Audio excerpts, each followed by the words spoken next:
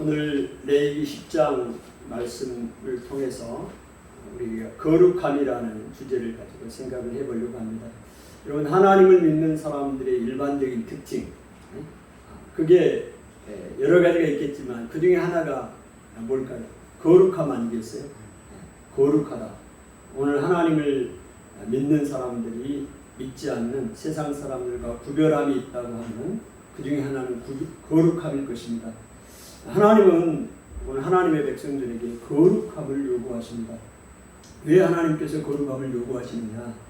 하나님은 우리와 교제하기 위해서 그렇습니다.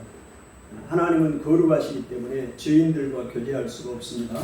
그래서 하나님은 우리가 거룩하기를 원하시죠. 근데 우리가 모두가 죄인이니까 거룩할 수가 없잖아요. 그래서 하나님께서 대안을 하나 마련하셨어요.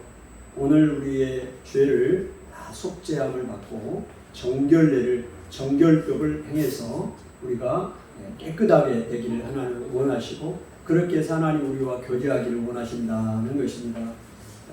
그러면 하나님께서 우리에게 거룩을 요구하셨는데 그 거룩의 그 범위는 어느 정도 되고, 또 구약 시대의 정결례, 거룩하게 되는 이런 의식이 오늘 신약 시대에는 어떻게 영향을 미치는가를 생각을 해보면서 우리의 그 삶을 다시 한번 생각해 보기를 원합니다. 하나님은 우리에게 거룩을 요구하시는데요. 그 거룩하기 위해서 우리에게 요구되는 것은 첫 번째로 순종입니다. 오늘 우리가 하나님의 말씀에 순종할 때 거룩하게 될 수가 있어요.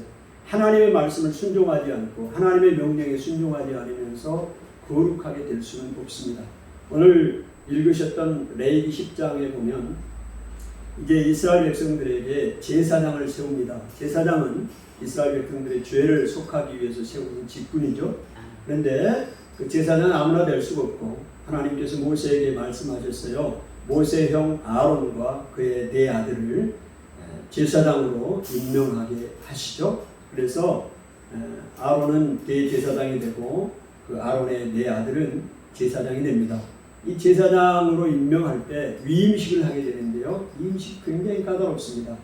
일주일 동안 7일 동안 매일 제사를 지내면서 똑같이 제사를 지내면서 위임식을 하게 됩니다. 이런 그 절차를 거친 이제 제사장이 8일째 되는 날 하나님 앞에 첫 제사를 지내게 됩니다.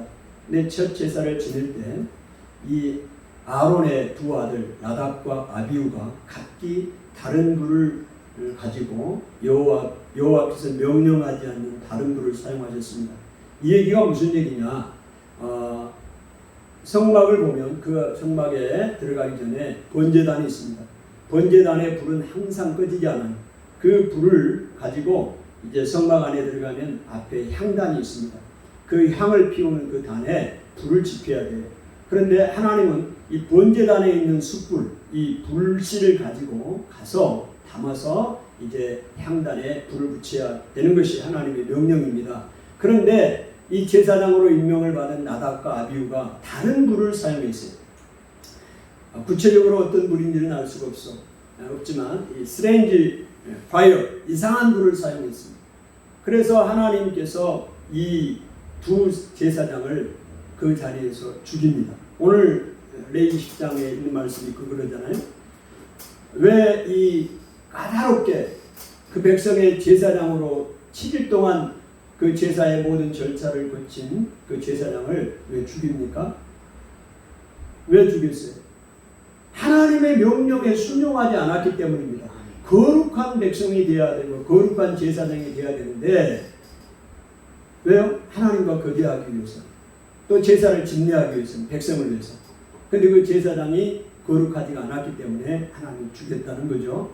무서운 소멸하는 불로 나타나신 하나님이십니다. 그러니까 하나님 앞에서 우리가 거룩하게 살아야 되는데 그 거룩이 나타나는 그 모습은 순종으로 나타난다는 것을 보여주고 있습니다.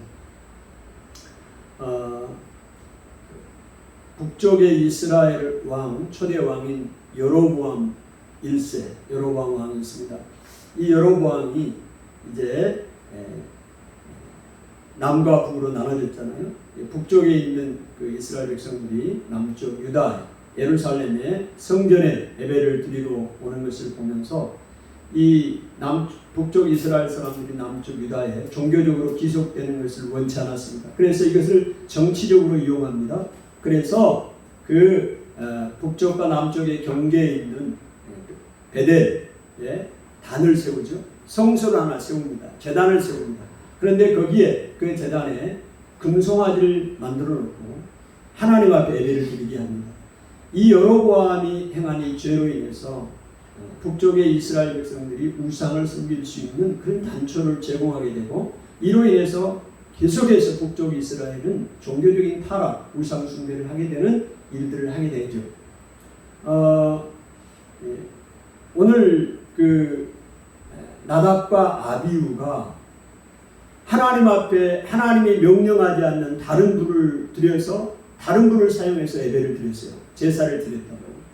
오늘 그 북쪽의 왕, 초대 왕인 여로보암도 하나님이 원치 않는, 하나님이 명령하지 않는, 하나님은 예루살렘에만 성전을 하나님 세우게 했고 그곳에서만 예배를 드리게 했어요. 그런데 여로보암 왕은 자기의 생각대로 단에다가 다시 하나 베델과 단에 성소를 만들고 하나님 앞에 예배하게 했어요. 마치 다른 불을 사용하여 예배를 드린 것과 같습니다. 사랑하는 여러분, 오늘 우리가 코로나19의 상황을 맞고 있습니다. 이런 상황에도 외회가 될 수 없어요. 오늘 우리가 내 생각대로 내 마음대로 하나님의 명령에 따르지 아니하고 하나님의 말씀에 순종하지 아니하고 내 생각대로 혹시라도 다른 불을 사용해서 하나님 앞에 예배를 드리고 있는 것은 아닌지 우리가 생각을 해봐야 합니다. 오늘 하나님 앞에 예배하는 일을 게을리 하는 것을 하나님이 원치 않습니다. 하나님의 말씀에 순종할 때 거룩한 백성으로 우리가 살아갈 수가 있습니다. 두 번째로 우리가 거룩한 모습을 삶을 살기 위해서 하나님이 요구하시는 건 뭐냐? 정결입니다. 첫 번째는 순종이었죠. 거룩하기 위해서. 두 번째는 뭐라고요? 정결함입니다. 정결함. 이 부분을 레위기 11장부터 15장까지 계속해서 이 부분을 이야기를 하고 있습니다. 레위기는 백성들의 생활의 모든 측면에서 여호와 앞에서 정결이라는 주제를 제시합니다. 이 거룩함의 규정이 범위를 보면요, 제사장만이 아니고 성소만이 아니고 성소에서 일상으로 이어집니다. 그리고 제사장에서 일반 백성들까지 영역이 확대됩니다. 이 거룩함의 영역, 정결의 영역이 말입니다. 그래서 하나님은 특정한 장소나 특정인만이 아니라 이스라엘 백성 전체가 삶에서 거룩해지기를 원하십니다. 하나님은 우리 모두가 거룩해지기를 원하신다니까요. 어느 특정한 사람, 어떤 특정한 성소, 장소만이 아니요, 오늘 우리의 가정에서, 우리의 직장에서 목사님뿐만이 아니라 우리 모든 성도들까지 하나님은 거룩해지기를 원합니다. 어린아이까지, 여인까지 다 남녀노소 인종차별이 없어요. 다 하나님은 거룩하기를 원하십니다. 정결하기를 원하신다는 것을 우리에게 말씀하고 있습니다. 그 예를 쭉 말하고 있는데요. 레위기 11장부터 15장까지는 다양한 종류의 부정을 언급하고 있습니다. 그 부정에서 정결하게 될 수 있는 방법을 다루고 있는데요. 11장은 음식법을 다루고 있습니다. 정한 생물과 분영한 생물을 구분합니다. 제의적인 정결뿐만이 아니라 윤리적인 성결도 요구하십니다. 부정은 물론 불의도 용납하지 않으십니다. 하나님은 우리에게 그걸 요구하십니다. 여러분, 하나님은 우리에게 뭘 요구하시느냐? 우리가 세상보다 더 강해지는 것을 원하지 않아요. 더 정해지기를, 정결해지기를 원하십니다. 아멘. 하나님은 우리가 세상보다 막 더 강해지기를 원치 않는다고요. 더 정결해지기를 원해요. 아멘. 아멘. 아멘. 정해지기를 원한다. 깨끗해지기를 원한다. 그것을 요구하고 있습니다. 여러분, 음식법을 먹는 것과 먹지 말라는 것을 구분하셨어요. 여러분, 이 법이 오늘 우리 신약시대도 유효합니까? 유효하지 않습니다. 이 정결 규례나 정결의 범위는 유효하지 않습니다. 더 이상 그리스도 안에서 이 정결의 규정은 존재하지도 않으며 유효하지도 않습니다. 마가복음 7장 19절에 모든 음식은 깨끗하여졌느니라 예수님이 말씀하십니다. 이는 마음으로 들어가지 아니하고 배로 들어가니 귀로 나갑니다. 이러므로 모든 음식물을 깨끗하게 하십니다. 여러분, 음식은 구약시대처럼 먹는 음식과 먹지 못하는 음식이 없습니다. 지금은 다 먹어요. 모든 음식이 깨끗합니다. 아멘. 이거는 그러면 왜 이렇게 깨끗합니까? 예수님이 십자가를 통해서 이방인과 유대인의 막힌 담을 허물어 버렸습니다. 이 경계를 허물어 버렸어요. 부정한 음식과 정한 음식의 경계나 이방인과 유대인의 그 막힌 담의 경계를 다 허물어 버리셨습니다. 그래서 한 성령 안에서 한 하나님을 아버지로 모시고 함께 나아갈 수 있게 하셨습니다. 아멘. 여러분, 지금 먹는 음식과 먹지 못하는 음식을 구별하여 우리가 살고 있습니까? 이방인과 유대인과 구별이 되어 있습니다. 구별되어 있지 않아요. 누구든지 예수님의 이름을 부르면 구원함을 얻고 한 성령으로 한 하나님을 모시고 우리가 살게 되어 있잖아요. 그게 예수님의 십자가의 보혈의 능력이고 십자가의 죽으심을 통해서 일어난 것입니다. 그렇다면 왜 구약 시대에는 이렇게 음식을 구분을 했나요? 먹을 수 있는 음식과 먹지 못할 음식, 정한 음식과 부정한 철저히 구분하게 했단 말입니다. 거룩함의 표현으로 정결함을 이 레위기에서 계속 이야기를 했어요. 이렇게 강조를 왜 했겠냐고요. 여러분, 이거 분명히 생각을 하셔야 됩니다. 중요한 부분들이에요. 왜 이렇게 음식에 대해서 구분을 하셨느냐. 여러분, 이유는 그렇습니다. 순금을 얻기 위해서 재련을 합니다. 음식법은 거대한 백성이 거룩한 백성이 되기 위한 훈련, 연단의 과정입니다. 출애굽기 1장 7절에 이스라엘 백성을 거대한 백성이라고 이야기합니다. 그 거대한 백성이 거룩한 백성이 되기 위해서는 연단의 과정이 필요한 거예요. 훈련의 과정이 필요합니다. 거룩한 백성이 저절로 되는 게 아닙니다. 거룩한 삶을 저절로 우리가 예수 믿고 교회에 나온다고 해서 저절로 거룩한 삶이 되는 것이라고 오해하는 착각입니다. 훈련이 필요하고 연단이 필요한 거예요.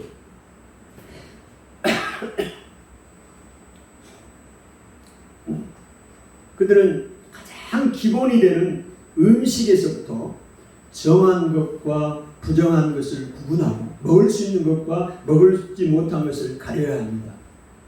그들의 식단은 거룩한 민족이 되어야 하는 이스라엘 백성의 책임을 상기시켜 주시고, 여러분, 오늘 우리가 먹지 못할 음식들, 또 우리가 먹어야 할 음식들, 여러분, 성경은 술을 먹지 말라고 합니다. 담배도 피지 말라고 합니다.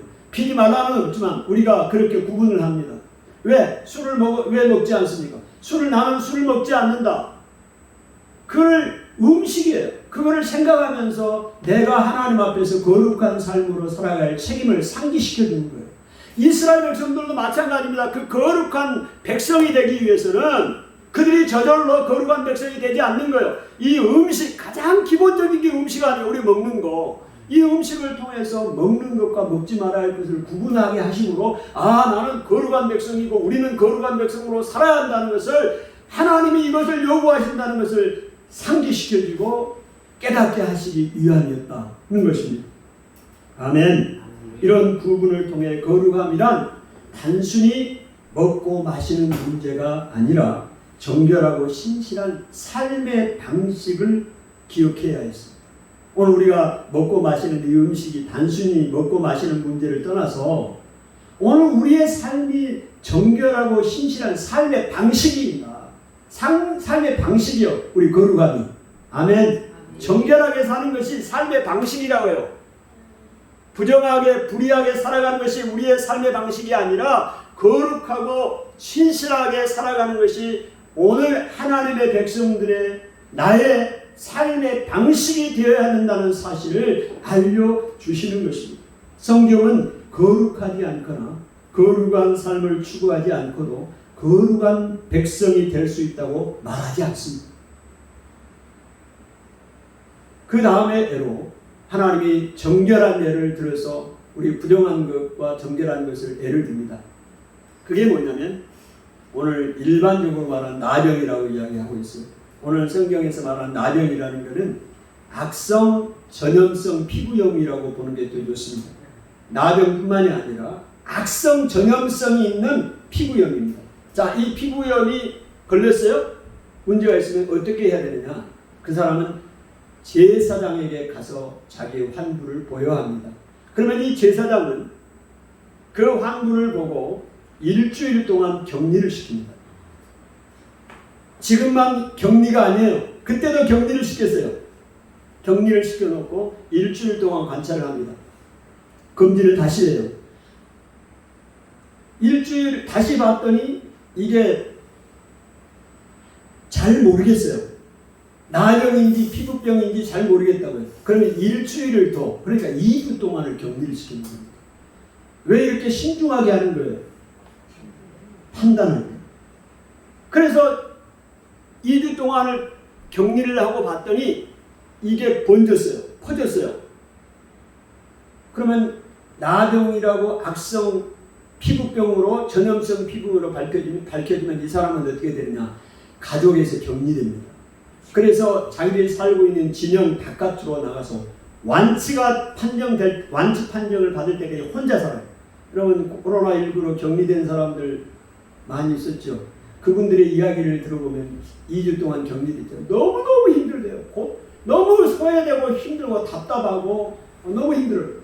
오늘 그때 당시에도 이 나병이 걸렸는지를 판단하기 위해서는 2주 동안 격리를 반복하면서 검진을 하면서 이 일을 하게 됩니다. 여러분 왜 이렇게 이 피부병이 걸렸는데 하나님이 그렇게 하십니까? 이 처음에 나병, 이 피부병의 특징은 조그만 반점, 색점으로 시작됩니다. 이게 피부병인지 나병인지 잘 몰라요. 딱 나타났을 때. 그런데 나병의 특징이 급속하게 보입니다. 급속하게 전염돼요. 그래서 이 작은 것이지만 급속하게 전염이 돼서 그 가족의 공동체 전부 전염을 시키는 거예요. 그렇기 때문에 나병으로 판정이 되면 이 사람은 반드시 그 가정에서 격리돼서 또 이 살고 있는 진 바깥으로 나가서 혼자 살아야 돼요. 나올 때까지. 네. 오늘 하나님은 그 정도로 이스라엘 백성들이 정결하게 되기를 원하는 거예요. 부정하게 되는 것을 원치 않는다는 걸 이야기를 하고 있습니다. 하나님은 이 피부병, 악성 전염성 피부병은 부정한 것으로 정해놓고 있습니다. 이렇게 이 일을 행하고 있는 것을 보게 됩니다. 또한 레위기 14장에 보면 이제 가나안 땅에 이제 앞으로 들어가게 살게 될 텐데 가나안 땅에 들어가 살 때 집을 짓고 살 거 아닙니까? 이스라엘 백성들이 그때 가구에 집에 곰팡이가 꼈어요. 곰팡이가 생겼을 경우에 어떻게 해야 되느냐 이렇게 이야기합니다. 만약에 그 집이 부정하다고 판단이 되면 오염된 부분을 교체하거나 집을 허물거나 또 정결의식을 치러야 합니다. 예를 들어서 건물에 곰팡이가 피었다. 그러면 어떻게 해야 되냐면 그거를 건물에 집에 곰팡이가 필 수 있잖아요. 그러면 그냥 넘어가면 안 돼요. 제사장에 가서 이야기를 해야 합니다. 그럼 제사장은 그것을 보고 그 집을 7일 동안 폐쇄를 해요. 아예 집을 폐쇄를 해요. 7일 동안 폐쇄를 하고 그 색점이 벽에 퍼지면 벽에도 퍼졌어요. 그러면 어떻게 해야 되느냐? 그 벽에 흙을 긁어 모아서 성 밖에다가 버려야 합니다. 작은 색점이 집안에 있는 것을 부정하게 만들 수 있기 때문입니다. 이 작은 색점, 곰팡이 색점이 이 집안을 부정하게 만들 수 있기 때문에 하나님은 용납하지 않아요. 그거를 그냥 긁어야 돼. 7일 동안 집을 폐쇄하고 그 다음에 가서 보았더니 더 번졌어요. 그러면 긁어. 그래서 가루를 갖다가 성 바깥에 버리고 이 절차를 거치게 하는 것입니다.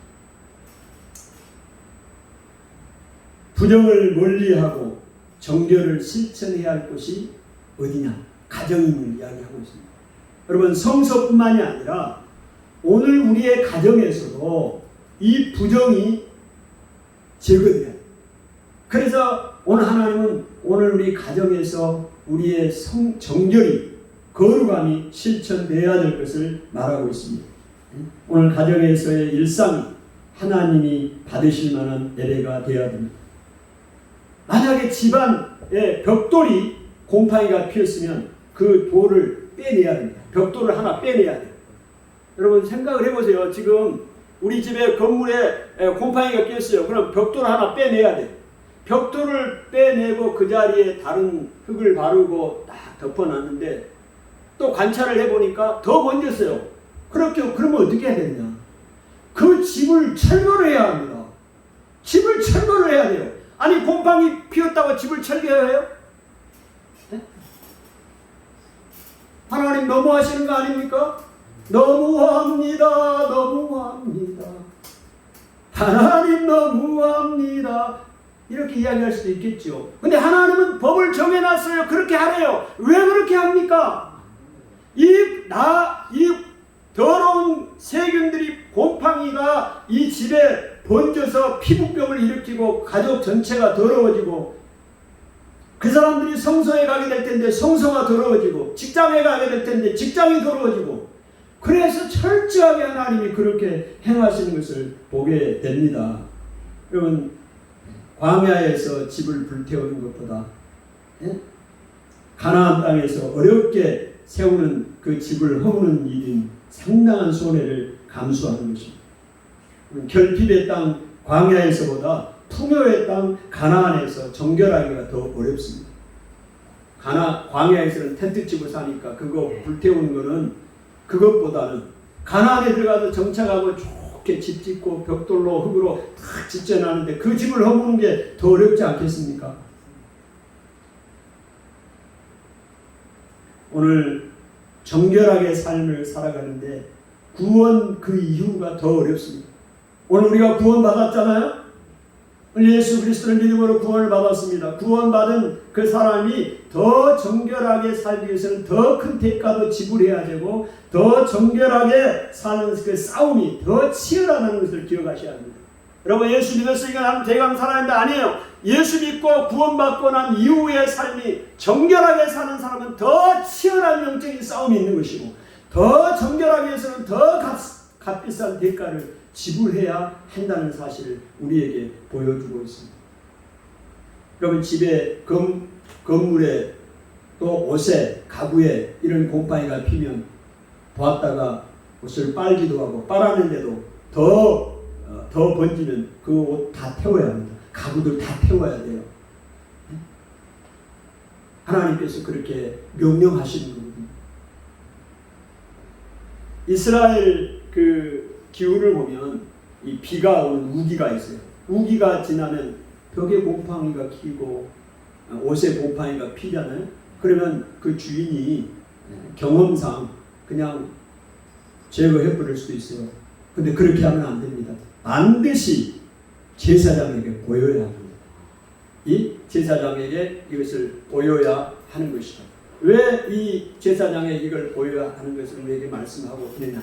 이게 우리가 영적인 교훈을 우리에게 주는 것입니다. 여러분 우리가 하나님 앞에서 기도하는 삶 가운데도 마찬가지입니다. 우리가 일반적으로 기도할 때 내 힘으로 감당할 수 없는 큰 일만 하나님 앞에 맡기고 기도하는 경우가 있습니다. 내가 쉽게 기꺼이 할 수 있는 것은 하나님 앞에 기도하지 않는 경향이 많아요.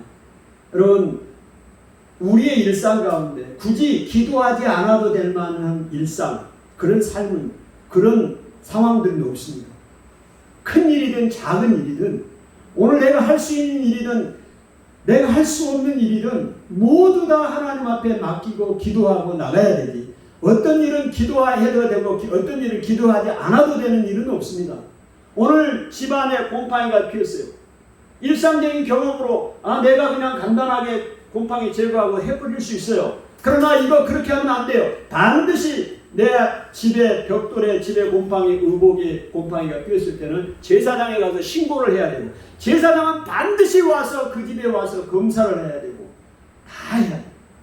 여러분 우리의 삶 가운데도 오늘 이런 부분이 있다는 사실, 내 경험대로 내 생각대로 이건 내 경험상 이건 이렇게 해야 돼. 하나님의 말씀에도 소용없어. 그냥 내가 다 내 마음대로 하면 돼. 여러분 하나님 그렇게 하나님이 우리에게 원하지 않습니다. 그 정도로 우리에게 정결을 요구합니다. 아멘. 오늘 우리 하나님 앞에 거룩한 삶을 하나님이 요구하신다는 사실을 우리에게 말씀하고 있습니다. 여러분, 이 부정의 지금 이야기들을 하고 있죠.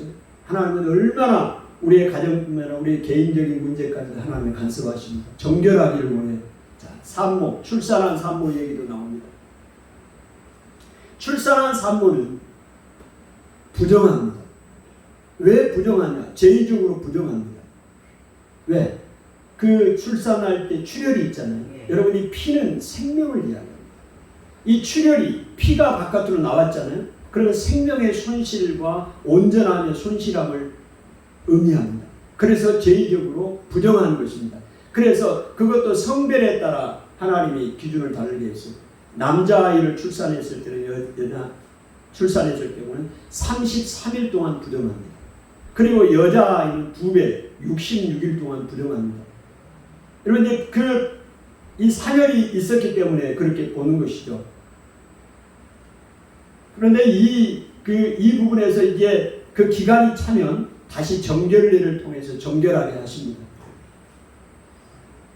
오늘 이 산모의 같은 경우는 이 부정의 의미도 있지만 하나님께서 성의 이 육체적인 부분들 또 성적인 정결함을 하나님이 보호하십니다. 왜요? 그 여성이 아이를 낳고 출산을 하고 그 33일, 66일 동안은 몸을 보호를 받을 수가 있어요. 네, 부정하게 여겼기 때문에 이제 몸을 가꾸는 거잖아요. 그래서 하나님께서 의식적으로 부정해진 여인을 정결하게 하는 규례임과 동시에 출산하고 몸이 연약해진 여인과 성을 보호하는 의도도 있었습니다. 여성을 보호하려는, 인권을 보호하려는 하나님의 놀라운 계획도 있었다는 겁니다. 놀랍지 않습니까? 부정했다는 것이 부정만 이야기하는 것이 아니라 보호해 주는 거예요. 몸도 연약해 있잖아요. 남자아이는 33일, 여자아이는 66일 더 보호를 받아야 돼. 예? 이렇게 하나님이 이렇게 하셨다 이 말입니다. 그러면 이렇게 그러면 부정하게 됐잖아요. 이런 여러 가지 그 율례를 나병이라든지 피부병이라든지 집의 가구라든지 의복이라든지 출산을 했다든지 심지어는요 오늘 우리의 개인적인 그 사생활까지도 하나님은 정결을 요구하십니다. 심지어는요 부부관계를 성경은 나와요. 부부관계를 할 때 부부관계를 하고 나면 이 부분도 부정하게 여깁니다. 하나님. 그러면 우리가 오해하지 말아야 돼요. 그러면 하나님이 생육하고 번성하라고 그랬는데 이게 부부관계를 가지고 생육을 하잖아요. 자녀가 출산이 되잖아요. 이걸 부정하게 하나님 보시는 것인가? 그건 아닙니다. 그러나 이 혈액이나 우리 몸속에 나오는 혈액이나 이런 고름이나 이런 것들이 바깥으로 나오는 것은 이 우리의 죄악된 본성을 상징하기 때문에 그래서 죄의적으로 부정하게 본 것이죠. 그래서 목욕을 반드시 하게끔 하나님 말씀하셨어요. 그 정도로 우리의 사생활이잖아요. 부부관계 가정에서 정상적인 부부가 부부관계를 가지는 것이 얼마나 비밀스러운 거고 사생활입니까? 근데 하나님은 그 부분까지도 정결을 요구하신다니까요. 아멘. 그냥 눈으로 보이는 이 공동체만이 아니고 내가 개인적으로 살아가는 극히 개인적인 부분들까지도 하나님은 우리에게 정결을 요구하고 거룩을 요구하시는 하나님이신 것을 기억하셔야 합니다. 하나님이 안 보니까 그냥 내 혼자 다 해도 된다. 아니에요. 오늘 그 부분까지 하나님은 언급을 하십니다. 여러분 이러면 하나님께서 이 부정하게 된 것을 다시 회복시키십니다. 방법을 제시했어요. 그게 뭐냐면 정결례입니다. 부정했던 이 병을 가지고 있던 사람이 다시 이 공동체 안으로 들어오기 위해서는 회복되기 위해서는 반드시 정결례를 행하게 하셨습니다. 자, 이것을 보면 하나님의 마음은 징벌이 아니라 회복에 있다는 것입니다. 예를 들어서 진영 밖으로 나가 있는 나병 환자가 이제 들어오려고 합니다. 다 나았어요. 그럼 나았다고 해서 내 혼자 들어오면 되는 것이 안 돼요. 제사장이 반드시 나았다 이제는 확인을 해줘야 되고 정결례를 행하고 난 이후에 공동체 안으로 들어오게 돼 있습니다. 자, 그것을 어떻게 하는가 하면 뭐냐면요, 새를 잡습니다. 새를 2마리를 잡아요. 그래서 한 마리는 이제 죽입니다. 한 마리는 살려주고, 그래서 이 한 마리를 잡아서 잡으면 이제 피가 나올 거 아닙니까? 반드시 흐르는 물로 갑니다. 이 흐르는 물은 살아있는 물 상징입니다. 흐르는 물 속에서 이제 씻고 그 잡은 새의 피를 가지고 이 잡지 않는 새의 머리에 이제 피를 이제 그걸 같이 가지고 이 깨끗함을 입어야 될 나병 환자, 이 환자에게 피를, 그 다음에 기름을, 피와 기름을, 새 나온 기름을 바릅니다. 어디를 바르느냐? 좀 특이합니다. 오른쪽 이 깃뿌리에 바릅니다. 그리고 오른쪽 엄지손가락에 바릅니다. 그리고 오른쪽 엄지발가락에 바릅니다. 그리고 머리에 바릅니다. 그러니까 무슨 말입니까? 머리부터 발끝까지 그 새 피를, 기름을 바르는 그 사람이에요. 이거는 온전하게, 그 사람을 온전하게 회복시킨다는 의미가 있는 거예요. 몸 전체를, 오른쪽은 이 전체를 이제 상징하는 것이죠. 대표하는 것이죠. 이렇게 정결례를 행하게 하십니다. 그리고 난 다음에 이제 들어올 수가 있는 것이죠. 하나님께서 이렇게 행하게 되는 것을 보게 됩니다.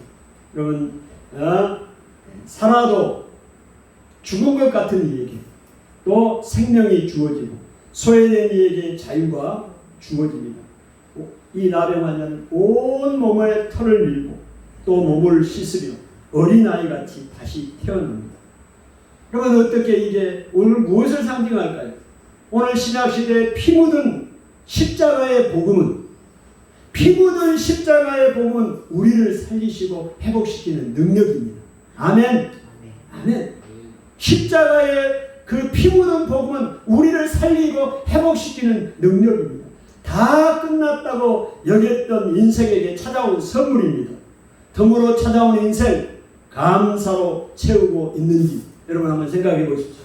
죄로 더러워져서 영원히 죽어야 될 우리가 다 끝났다고 생각된 우리 인생에게 하나님이 다시 찾아온 선물이고 덤으로 준 인생입니다. 오늘 우리가 감사로 이 십자가의 피 묻은 복음이 우리를 살리고 회복시키는 능력이기 때문에 그렇습니다. 이제 더러운 나병과 같이 문둥병같이 더러워진 죽었던 우리 인생이 다시 예수님의 십자가 보혈로 살아나는 거 아닙니까?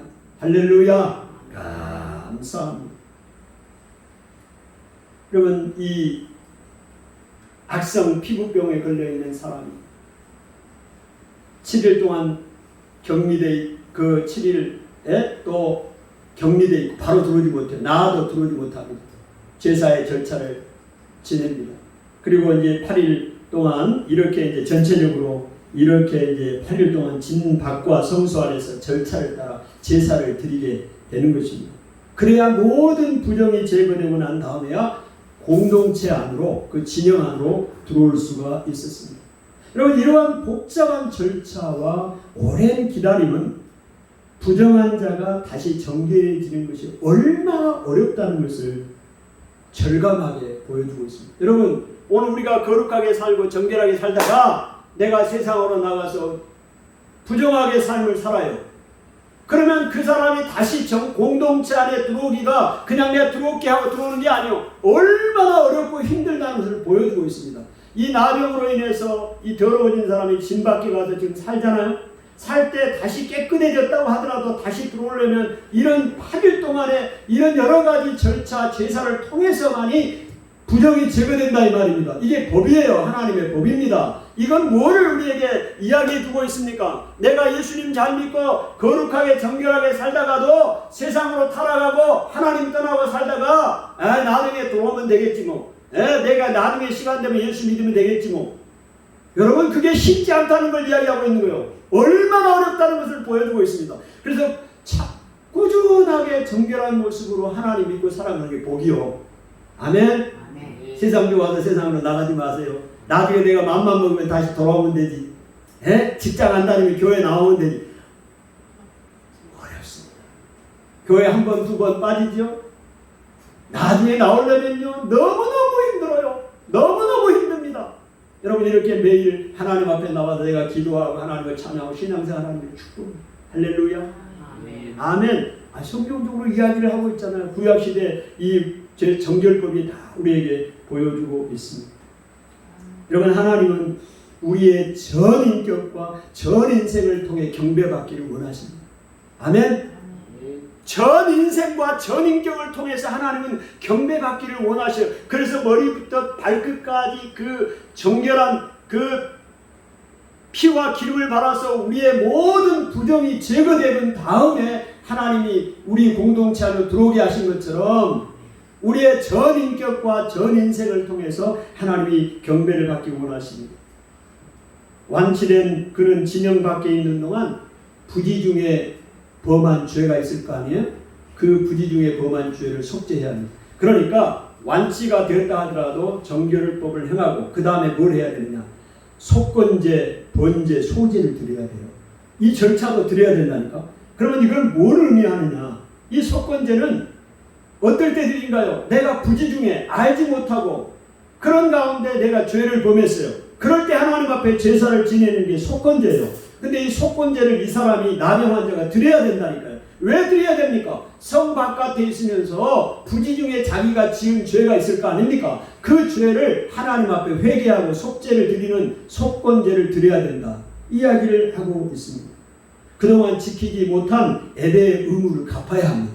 이 사람은 이 공동체 안에서 나가 있었기 때문에 예배도 드리지 못했어요. 예배를 드리지 못한 것에 대해 갚아야 돼, 하나님 앞에. 이게 속건제요. 드리겠단 말입니다. 제물의 피와 기름을 취해 오른쪽 귓부리와 손가락 발가락에 머리면서 인생 전체를 회복시키십니다. 다 회복시키십니다. 하나님은 우리의 인격과 인생이 단 한순간도 죄로 얼룩져 있는 것을 원치 않습니다. 여러분과 제가 우리 인생이 단 한순간도 우리의 죄로 얼룩져 있는 것을 하나님 원치 않아요. 깨끗해지기를 원하십니다. 여러분, 과거까지 소급해서 속죄하시고 예배를 받으십니다. 과거까지 소급해요. 예? 지금 진영 바깥에서 생활했던 그거, 옛날에 했던 것까지 다 소급해서 하나님이 속죄하게 하시는 것입니다. 여러분, 그러므로 오늘 우리 삶의 후회스러운 과거도 또 지우고 싶은 기억도 주님 안에 있으면 예배의 이유가 되는 것입니다. 아멘. 어떤 사람도 다 예배할 수 있는 이유가 있는 거예요. 지우고 싶은 기억이 있습니까? 후회스러운 과거가 있습니까? 그것도 전부 하나님 앞에서 내가 예배 드려야 할 이유가 되는 거예요. 아멘. 어떤 사람도 이 은혜를 깨달으면 예배에서 자유할 사람이 없고 예배를 드리는 것이 축복이고 복이라는 사실. 이 사실을 모르니까 예배 드리는 것이 짜증내하고 힘들어하고 그러는 것입니다. 여러분, 구원은 새 사람이 되는 것을 의미합니다. 환자를 정결하게 하는 속건제 의식은 대제사장의 제사장들의 이임식과 유사합니다. 야, 놀랍습니다. 여러분이 환자가 깨끗하게 되는 이 정결례를 행하고 속건제를 행한다고 그랬잖아요. 이 속건제를 드리는 것이 무엇과 유사하냐면 레위기 8장에 대제사장과 제사장의 위임식을 행하는데요. 7일 동안 위임식을 행할 때 그 행하는 의식과 유사합니다. 그러니까 제사장이나 대제사장이 드리는 그 의식과 이 나병이 깨끗해지고 정결케 되고 드리는 그 속건제 의식과 비슷하다는 얘기는 무슨 얘기겠습니까? 그 의식이 뭐냐? 아까 말씀드린 것처럼 오른쪽 뒷부리, 오른쪽 손가락, 오른쪽 발가락, 머리에 피와 기름을 바르는 겁니다. 전체를 우리 인생 전체를 깨끗하게 하는 겁니다. 오늘 우리의 신분이 이 제사장의 그 위임식 의식을 통해서 제사장의 신분이 바뀌듯이 정결함을 받은 자 역시 신분이 바뀌게 된 것입니다. 아멘.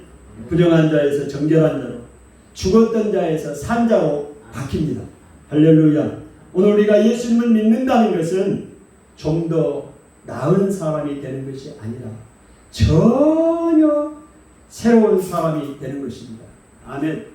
오늘 예수님을 믿고 구원받는 건 좀 더 나은 사람이 아니요, 전혀 새로운 사람이 되는 겁니다. 완전하게 머리끝부터 발끝까지 정결하게 되는 것입니다. 아멘. 성실한 종교인이 아니라 거듭난 하나님의 자녀가 되는 것입니다. 이런 말씀을 했습니다. 오늘 하나님은 우리에게 요구하시는 게 거룩을 요구하십니다. 하나님이 거룩하시니 우리도 거룩하라고 명령하십니다. 왜냐하면 하나님은 우리와 교제하기를 원하시는데 우리는 죄인이기 때문에 하나님 거룩하신 하나님과 교제할 수가 없어요. 그래서 하나님이 우리에게 거룩하게 되는 방법을 제시했다고요. 그 거룩하게 되는 방법 중에 하나가 순종하는 것이고 하나님의 말씀에 순종하는 것입니다. 내 생각대로 하면 거룩해질 수가 없습니다. 내 생각을 접고 하나님의 말씀이면 순종을 해야 합니다. 그 다음에 정결한 삶을 우리가 살아야 합니다. 아멘? 그 법들을 구약의 이 레위기에서 오늘 요구하고 계십니다. 구약의 이러한 부정의 규례들이 오늘 신약 시대에도 동일하게 적용되는 건 아닙니다. 그 규례를 지키는 거 아니에요. 먹는 음식, 먹지 않는 음식 구별해서 먹는 게 아니에요. 오늘 예수님이 말씀하셨잖아요. 모든 음식이 정결하게 깨끗하게 되었다. 아멘. 예수 그리스도의 십자가로. 그러나 그 정신, 거룩하고 하나님의 명령에 순종하고 정결한 삶을 살아야 된다는 것은 그 정신은 동일합니다. 오늘날도 동일합니다. 그렇게 사실 여러분이 되시길 축복합니다. 하나님 아버지 은혜를 감사합니다. 오늘 레위기 10장, 17장까지 오늘 하나님은 우리에게 거룩을 요구하십니다. 거룩의 모습은 순종으로 나타나고 정결의 모습으로 나타납니다. 우리의 작은 사소한 영역에서부터 큰 영역에까지 성소에서 일상으로 제사장에서 일반 백성에 이르기까지 어느 특정한 정서뿐만이 아니라 어느 특정한 개인뿐만이 아니라 이스라엘의 모든 백성들, 모든 하나님의 백성들이 정결하게 삶을 살기를 요구하십니다. 하나님 이 말씀대로 우리가 살아가는 은혜가 있도록 축복하여 주옵소서. 예수님 이름으로 기도하옵나이다. 아멘.